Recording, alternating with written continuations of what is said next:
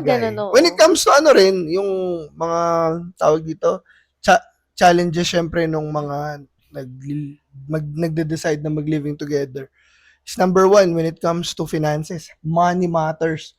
Very Oo. important na mapag-usapan nyo totally. Actually, at the early stage pa lang, dapat mapag-usapan nyo Yeah. na.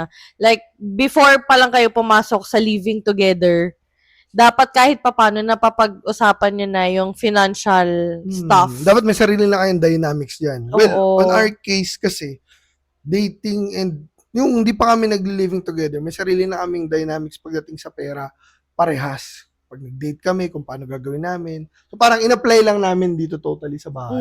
Kaya hindi na kami Ganon. nahirapang mag-adjust. And at the same time, syempre, di naman din kami nahihiyang magsabi sa isa't isa eh. Pauta nga ako. Except yan.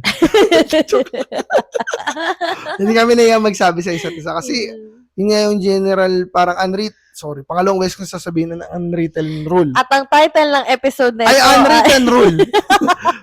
Pangalawang beses ko sasabihin yung unwritten rule namin na parang di natin pagtatalunan dapat ang pera. Oo. Hangga't maaari. Di Yun ang namin- pinakayaw naming pagtalunan. Kasi wala kami nun.